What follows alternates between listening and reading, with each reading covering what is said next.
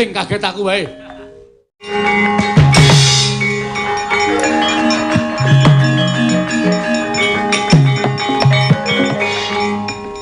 Ora janjane iki dong apa to?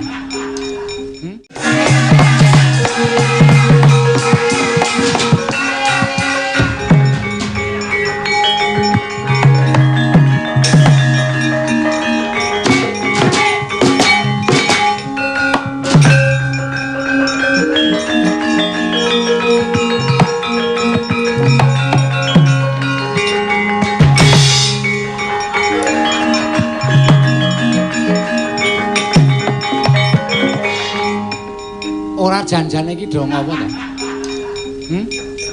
Kakang Semar kowe iki apa kurang apa piye? Lemu nyemar iki rak wis suwe to. Gojek seprono wis mangabad-abad kok ora tok kurangi malah saya ndodro. Kowe iki wis tuwa lho. Ya kudune kowe iki iso ngomong karo anak-anakmu ngandani karo anak-anakmu. Gareng barang ki ngopo? Petruk barang ki ngopo? Bagong kuwi malah saya. Kowe iki wis gerang jengklit-jengklit. Nek katokan mono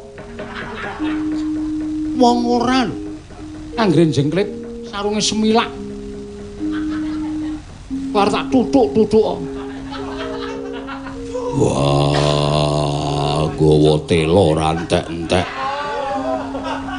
sanes dudu sanes seneng sampean niku ngarani ora meko nggih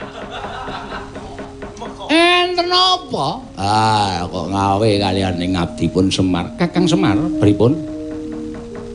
Kowe ngerti kondanging Nalindra ngloji Tengara Prabu Belgeduel Beh. Sinten niku?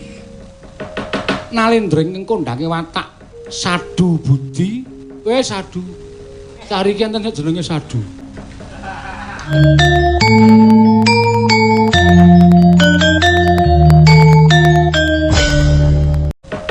Nalindra ing kondange watak Sadu Budi.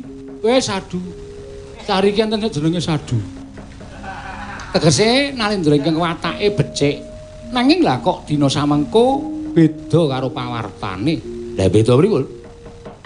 Dina mengko Prabu Belgeduel Beh iku wani mbedah negara Ngastina. Kowe ayo.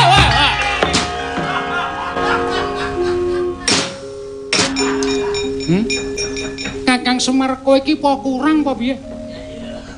Lemu nyemar iki rak wis suwe to. Gojek seprono wis mangabad-abad kok ora tok kurangi malah saya ndodro. Kowe iki wis tuwa lho. Ya kudune kowe iki iso ngomong karo anak-anakmu ngandani karo anak-anakmu. Gareng barang ki ngopo? Petruk barang ki ngopo? Bagong kuwi malah saya. Kowe iki wis gerang jengklit-jengklit. Nek katokan mono wong ora lho anggere jengklit sarunge semilak war tak tutuk-tutuk wah gowo telo rantek-entek sanes dudu sanes seneng sampean niku ngarani ora meko nggih enten apa? Ah, kok ngawe kalian ning ngabdipun Semar. Kakang Semar, pripun? Kowe ngerti kondanging Nalindra ngloji Tengara Prabu Belgeduel Beh. Sinten niku? Nalindra ing kondange watak Sadu Budi. Kowe Sadu. Sariki enten jenenge Sadu. Tegese Nalindra ing watake becik. Nanging lah kok dina samengko beda karo pawartane. Lah beda pripun? Dina mengko Prabu Belgeduel Beh iku wani mbedah negara Ngastina. Kowe ayo.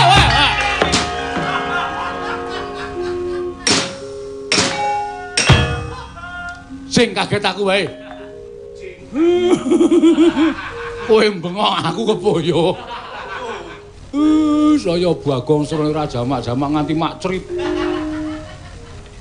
Ono wis sik ono. Wis ben. Wis ben pliket mbok. Ora bisa mbok men. Mula bendaramu saklor niki awat-awatana mungsuh Prabu Belgeduel Beh. Mengko nek kalah kowe matur karo aku ya Semar. Ngestokaken dawuh. Yo. Yo. Iso. Oh, nyambut gawe. Nyambut gawe. Ngestokke ndaramu Ndara Janaka, werku Ndara Janaka bel kedhuel beh, patihe Bayu Kinara kapethana. Yo. Yayi. Kula nuwun mapunten. Nadyan ingkang rayi ing Dwarawati semanten ugi. Projeng Dwaraka sedaya para kawula samya hujat. Krana kawuningane pekabaran inggih menika Nalindra ing Loji Tengara ingkang jejuluk Prabu Bel Kedhuel Beh. Mongko nyatanipun ngumandhangi Nalindra menika kala wau mboten damel kuwatosing para Nalindra tuwin para kawula awit Nalindra menika kala wau miturut pekabaran ingkang sampun kula tampi tansah teteken ati suci pepayung budi rahayu anjejekaken adil tuwin bener. Koko Prabu kasinggihan mekaten. Malah ingkang mekaten kaselak raos ing manahipun ingkang rayi ngamarta pun Darma Kusuma. Menapa mboten langkung prayogi menawi para Pandhawa sambet memitran lan Prabu Bel Kedhuel Beh inggih Nalindra ing Loji Tengara. Krana tumrap ingkang rayi ngamarta menawi punta sakadang saged sesambetan kaliyan Nalindra ingkang tansah angen-angen dhateng kautaman miwah kabecikan tanwandi saya kukuh bago kekuatanipun Nalindra ing ngamarta nuwun kadang-kadang paduka para Pandhawa Koko Prabu miat langening kalangguan aglar pandan moncar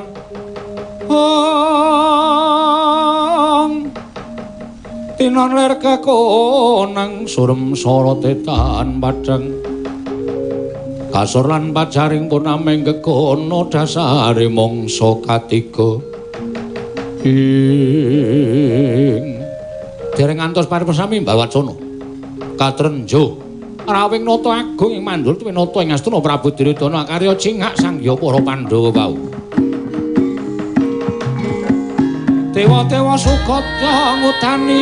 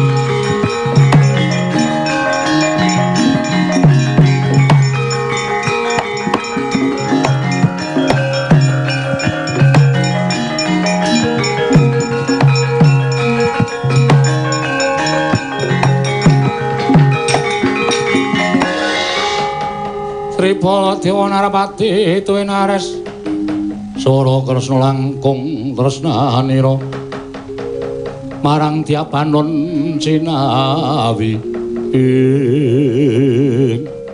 Koko Prabu sumengko tindak paduka Kanjeng Koko Prabu ing Mandura miwah Koko Prabu ing Astina wonten menapa dene rawuh wonten negari Ngamarta Koko Prabu walah dalah Yai sewu sekalepatanipun ingkang Raka Tadawadana.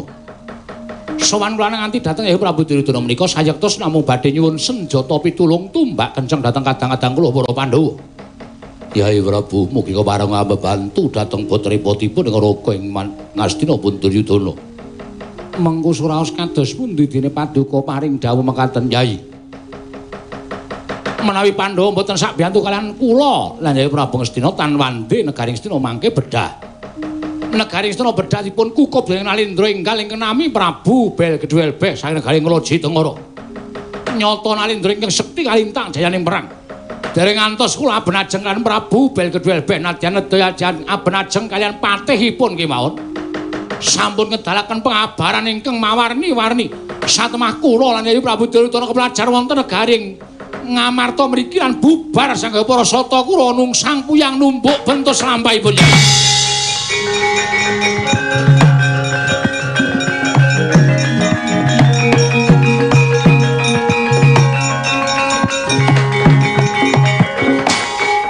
mengko suraos kados pundi dene mekaten pakartinipun Prabu Belkedhuelbeh.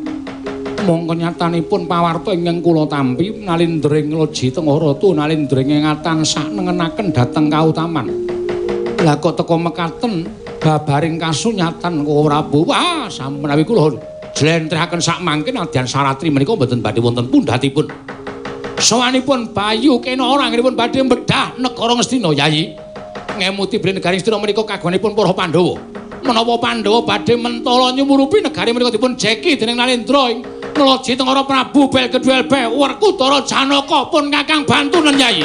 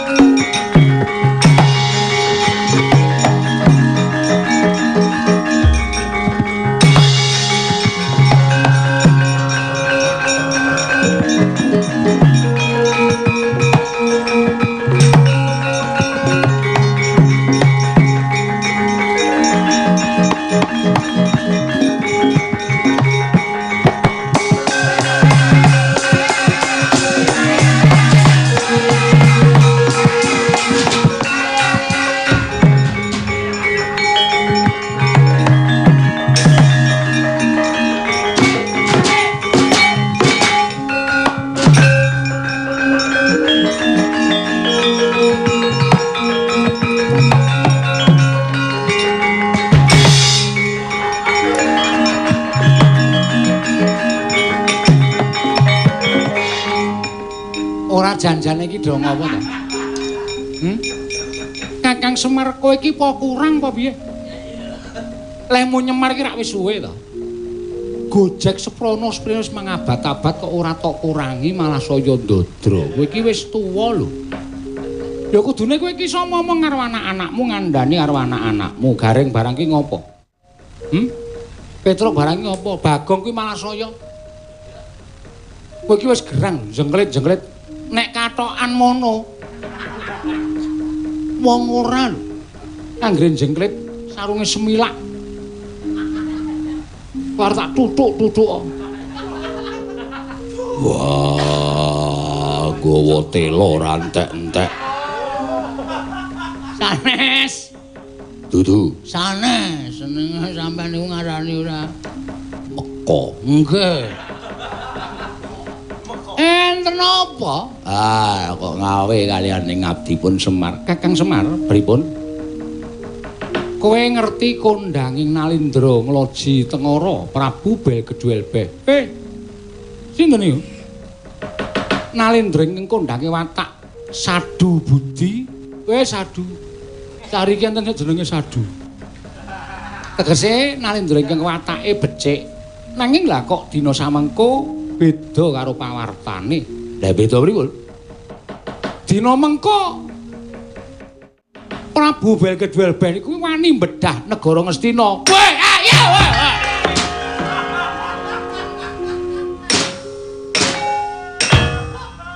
Sing kaget aku wae. Kowe bengok aku keboyo. Saya Bagong Srana ora jamak-jamak nganti mak crit. Ono wis sik ono. Wis ben. Wis ben pliket mbok. Ora bisa mbok. Mula bendaramu sak lor niki awat-awatana mungsuh Prabu Belkedhuelbeh. Mengko nek kalah kowe matur karo aku ya Semar. Ngestokaken dawuh. Yo. Yo. Iso. Oh, nyambut gawe. Ngestokke ndaramu Ndara Janaka, Werkudara Janaka Belkedhuelbeh, patihe Bayu Kinara kapethana. Yo, ngestokke dawuh.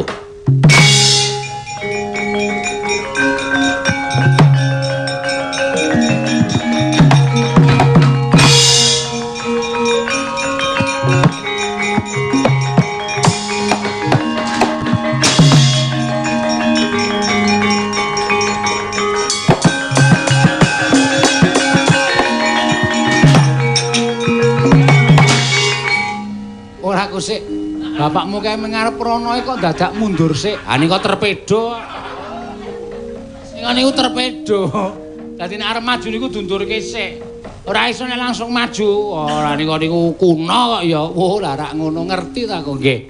Ayo lho Gareng monggo. Dadi sampean nyuwuk gending niku mung takon perkara torpedo niki wae. Ya mung gumun arep maju kok dadak mundur. Ayo wong tuwa kaya karangan.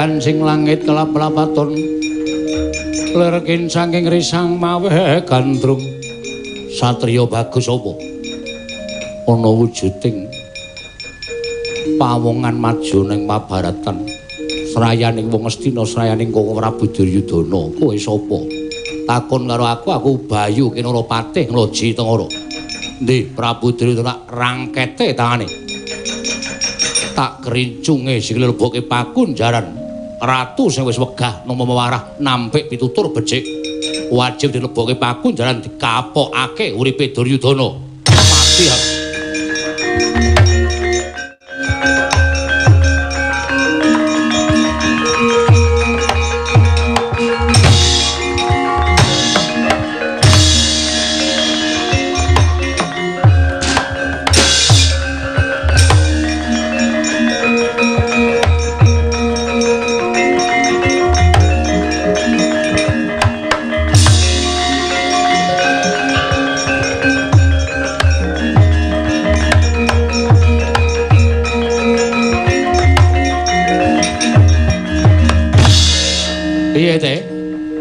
sinuwun ngestina kepelajar tumuli kula bujung sasamunipun kula bejung jebul piyambakipun ngiyup dhateng ngersanipun para Pandhawa sinuwun menawi inggih kula lan panjenengan badhe ngrabasing negari Ngamarta jernyatanipun Ngamarta menika punjer-punjering kesaenan lan punjer-punjering kabecikan ning nek wong Pandhawa ngewangi karo wong sing watak angkara Budi Candala ibarate kaya dene ngayomi karo maling mongko maling mau kudu dihukum anut pernataning hukum sing wis lumaku kepareng paduka nek kowe ora mentala kowe ora tegel mundur tak tandangane wong-wong Pandhawa iki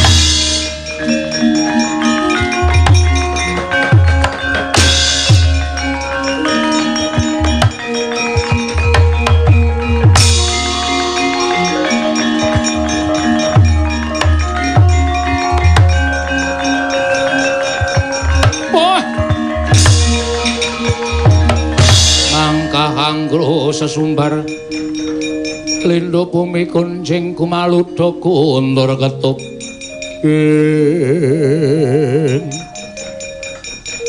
iki sapa takon marang aku Nalendra Ngloji Tengara Prabu bel kedhuel ya Prabu tong tong crot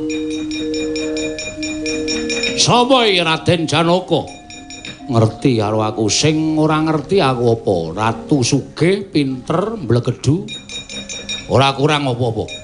Ayo Prabu Duryudana tak jaluk. Kelakon boyong Kang Prabu iso nyempal bau kiwa tenganing Janaka. Ah, sempal ganing atiku.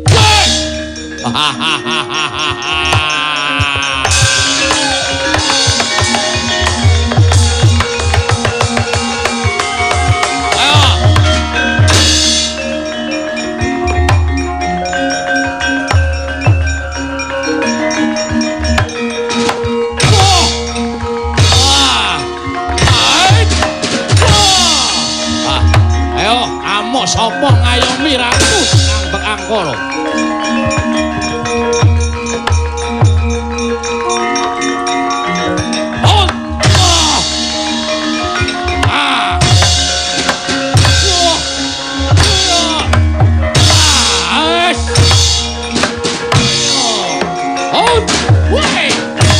Awas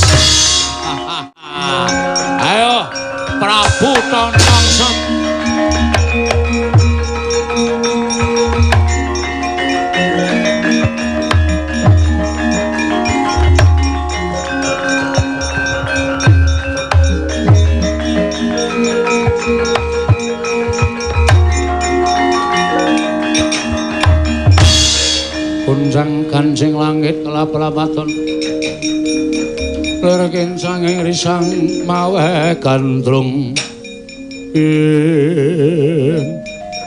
piye Janaka mboten aneh menawi Koko Prabu Baladewa duwin Koko Prabu Duryudana kepelajar ora aneh yen to bule kakangku karo Duryudana kakangku keplayu lho dasarmu apa kok kowe matur kaya mengkono amargi Prabu Kedhuel beh menika digdaya yo Prabu Tongtong Sot didaya Janaka ora ngetokke pusaka mboten tumomo Kyai Jalak nembe ngoceh Sembrono niki sapa niki Kang Raka wancine ora guyon wancine ora sembrono takon iki Kyai Jalak kok ngoceh ambok ngasta Kyai Pentret kula Semar mundur mundur mundur ababmu iki lho nggih sembrono Werkudara ora nggunakake kuku Pancanaka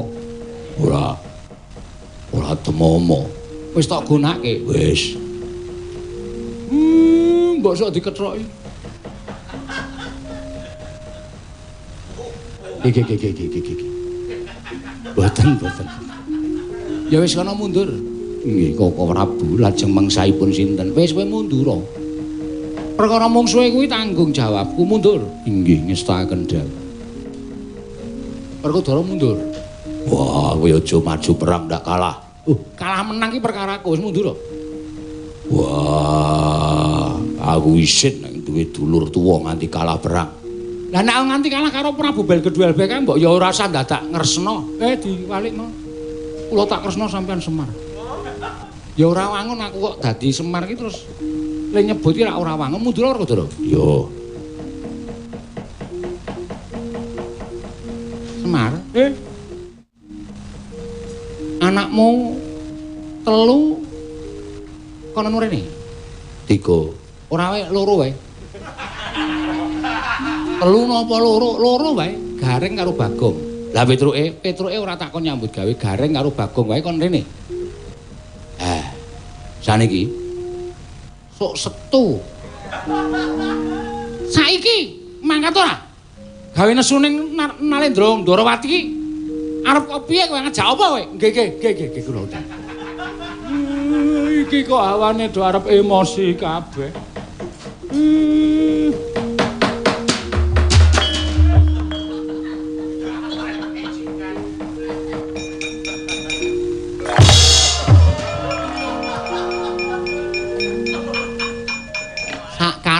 sakarepmu kowe mlaku arep nduduk lemah sakarepmu kowe sowan ratu arep nganggo jengklit sakarepmu wong kabeh mau ki pangreka dayaning Panakawan supaya iso gawe nuju prananing Nalendra ngono to nggih ah nek wis tekan kene kowe tak nehi gawean napa ning kula ora iso lho nek nyampur niku ora iso lho sing pinter nyampur niku perbandingane Bagong bangun 1/4 ngoten niku bisa terus gampinge sepira niku Bagong niku wis kulino nek kula ora iso yakin mbok sumpah tur awak kula ya ringkeh ora perkara kuwi kowe lek karo Pandhawa tresna kuwi lahir batin apa ora lho lahir batin wis katakan seperti iki kula ngetutke ora duwe pangarep apa-apa ming sak derma nglakoni minangka darmaning wajib nek pancen tresna saiki kowe tak kongkon nggih Ratu Ngloji Tengara Prabu Kedhuel kae dipateni waduh wis kono lha kula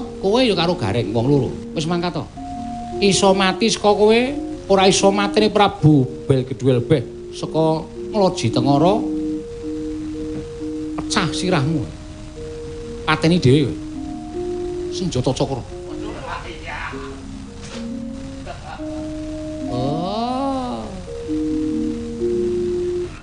bojone Rukmini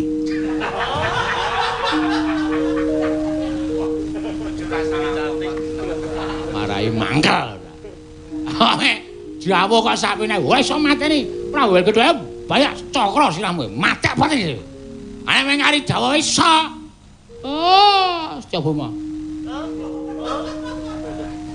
Ora kowe kok nesu karo Kresna kok sing sebut kok bojone to. Aku mbiyen yo sir. Tenane asline ya critani asline. Asline iki Dara Rukmini mbiyen iki selayang-layangan karo aku. Asli, weh domong ya. Tenan. Ada iki nyebut aku wis nganu darling kok. Modar ora eling tadine. Dhek nyebut aku darling, aku nyebut dhek Dariem. Oh. Terus aku direbut Kresna, nganti-nganti dhek neng taman negara Kumbina. Terus do remet-remetan tangan kae. Aku yang ngalah to, aku mung ngabdi kok. Wis kono PN kono, ora masalah aku tak golek meneh. Malah aku nek karo kae jane asline dhek iki ngerti. Nek dawuh sak penake dhewe iki mergo dhek ngerti kan jane aku mbiyen saingane. Aku mbiyen iki jenenge nom iki tak ya kaya anu to, sadurunge Dekle, sadurunge aku cekot iki asline rupaku kaya apa jenenge pemain Korea, pemain artis Korea aku. Yen asli jenengku Kongguan. Wah, kerep remuk to? Heeh. Nek le nggawa diopyak-opyak ki remuk Kongguan. Ayo wis ben ra apa-apa. Mula aku nek nesu karo Ndara Kresna nek nyebut mesti bojone. Ana Romini ngono mesti dheke krasa. Oh, iya. Tenan. Iya Ndara Kresna iki pyaine alus. Lembah manah. Dhek tau kok nari aku gareng nek pancen arep tok pek-peken aku ora apa-apa. Mboten, sing juragan sik aku ya ngono. Ndara Kresna ki ya. Ndara Kresna ki ya apa ki ya piyai ya. Anu lembah manah terus. Ah iya. Wis penake kono. Engko nek kowe dicokro ndase ngabari aku. Madhep rene. Anten apa? Sing biyen nom-nomane jenenge Kongguan sapa? Amen dawake wektu ya. Mengulur. Asline ya ora ngapa-ngapa. Wis to, kowe iki rasange lho ora tumandang tak pecah sirahmu kowe. Nggih saniki mawon.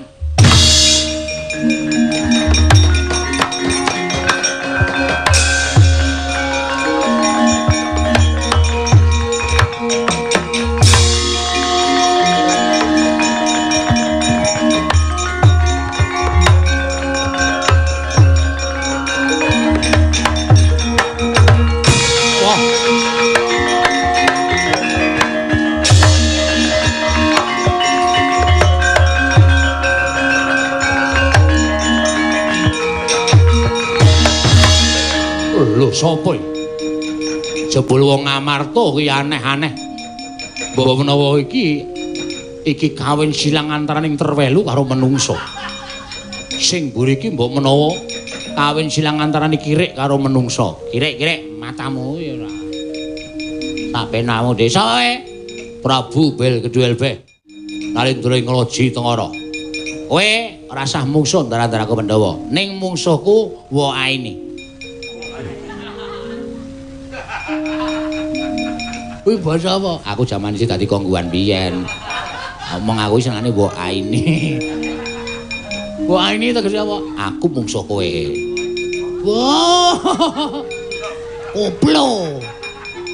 Wa Aini aku mungsuh kowe. Aku mungsuh kowe iki lut mairut ndut mairong. Iya ngawur ora. Aku aku nek mungsuh wong-wong sing jane kepengin lucu ning ora lucu. Weh. Samplok ora. Kok ngene iki penggemare akeh, Bel. Padake ora. Nyepeleke karo aku apa piye wae? Arep terus gawe geger karo Galawarta. Mungsuhmu aku mati. Mudar. Ayo reng ya.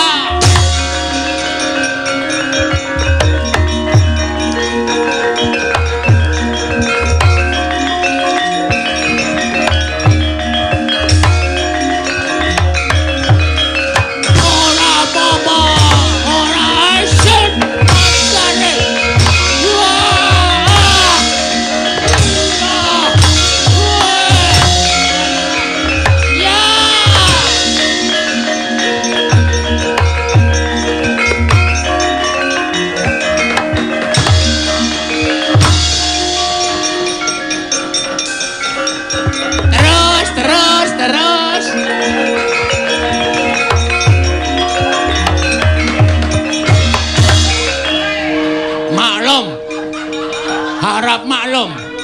Pengrawit diambil saka Karang Taruna.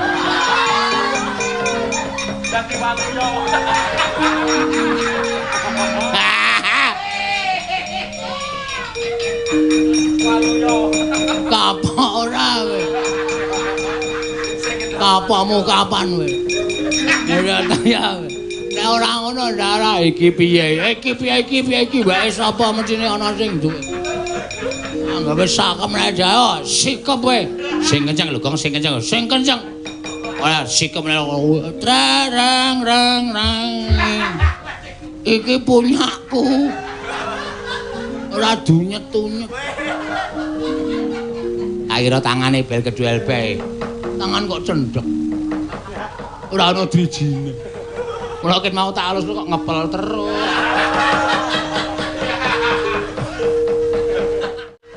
Ayo. Akhirnya. Waduh mati aku. Mati apa? Kudu tetep tekaning pati babar daning wujud ora Petruk kantong bolong. Wes.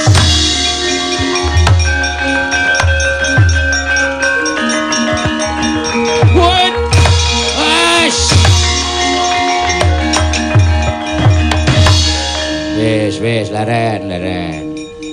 Ngantel ora. Ketok. Ketok kowe iki mang palsu apa-apa ketok. Akikmu ra tok ganti. Akik mata kucing. Sing tok nggo kuwi, kuwi apal aku. Ketok. Cawetmu ora ganti. Ketok kowe mlotrak tulisane Jitimen ketok. Wah, lah cilaka ya. Ora cilaka ya pancen kaya ngono kok cilaka ora. Wis ben. Kapokmu kapan? Sinuwun Darawati, niki lho sing dadi ratu pun badar.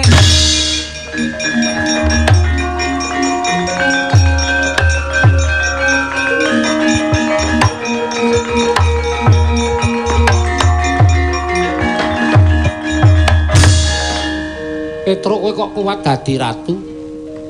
Mundi pusaka ngamarta sinuwun. Wah, dalah mula Nyai Prabu nganti bingung penggalih koncatan pusaka. Nggih.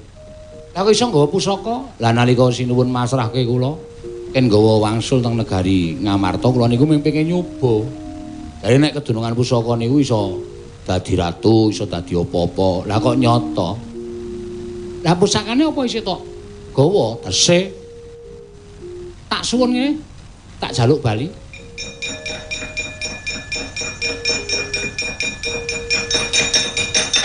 Reng. Ayo. Aku ming jukukke kok. Mesti arep dadi ratu. Dadi ratu kuwi kena lakone suwana dhewe. Petruk tangane bar nyekel pusaka isih antep e. Pusaka kok nggo rebutan kaya nuk.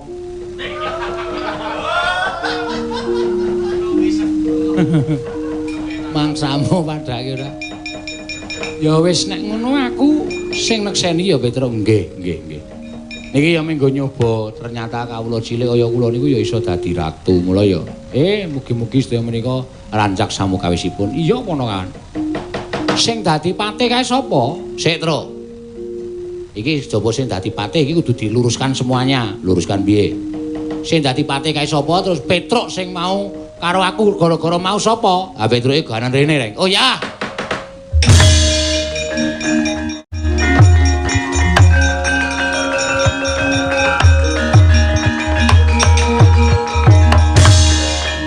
Salin.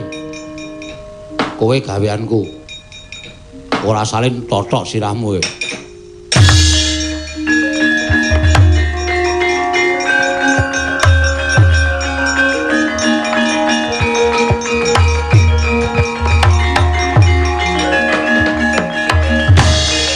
Weh lah pusakamu anyar ta, Tru? Kowe kok nyolong horene blendis. Mohon perhatian. Kepada masyarakat jangan keluar dari rumah. Pakai masker, cuci pakai sabun, lalu di rumah saja. Jangan belanja, jangan liwet dan sebagainya. Tetap di rumah sampai mati garing. Ora sembrono iki. Yo aduh. Oh, petel kok gedene semono ora. Kae patihku tak kone ganti. Sapa patihmu? Tak kone rene.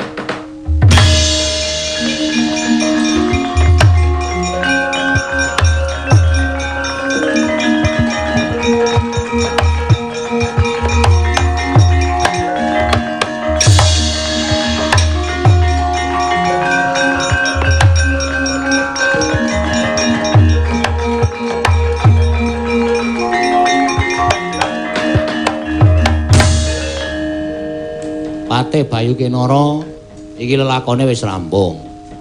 Bali kaya wingi uni, waduh mekaten.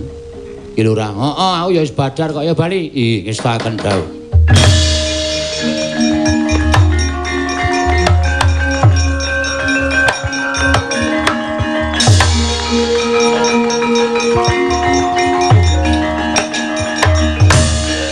Wajang keparengipun ados pundi? Wis badar. Pokoke kowe dadi tukang ngusungi salon meneh ya Ron Lasiron. Ngono karo nyambungi kabel ya. Pokoke nyambut gawe sing tewaju. Wis badar.